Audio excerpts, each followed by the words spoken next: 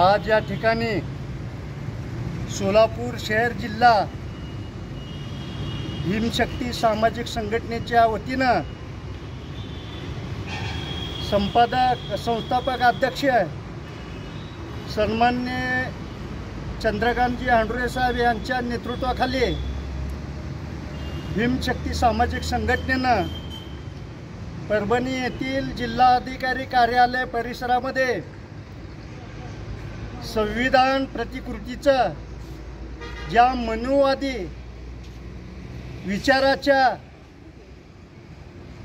काय कार्यकर्त्यांनी संविधान प्रतिकृतीचा मोडतोड करून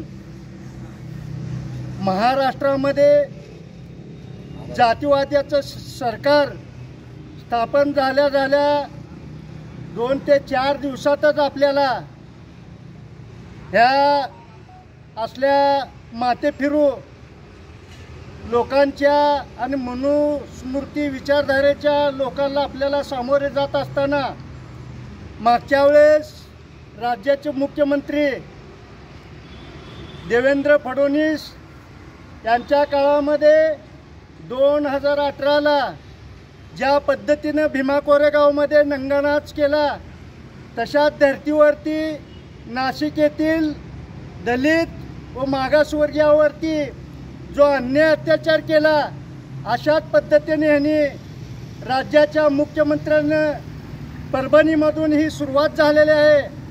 तरी भीमशक्ती सामाजिक संघटनेच्या कार्यकर्त्यांनी सोलापूर शहरामध्ये आम्ही जिल्हाधिकाऱ्याला निवेदन दिलेलं आहे की प्रशासन म्हणते मनोरुग्ण आहे का काय आहे ते आम्हाला काय माहीत नाही, परंतु त्याचा मागचा सूत्रधार कोण आहे त्याला शोधून काढणं ही प्रशासनाची आणि राज्य शासनाची जबाबदारी आहे।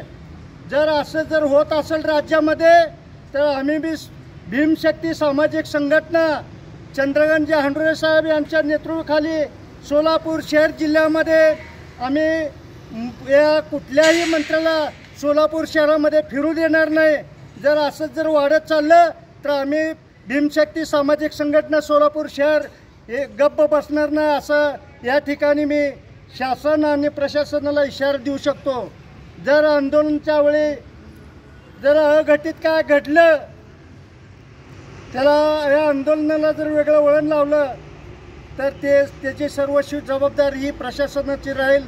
आज या ठिकाणी जिल्हा अध्यक्ष या नात्यानं मी प्रशासनाला इशारा देतो ना या ठिकाणी थांबतो। जय भीम जय भारत।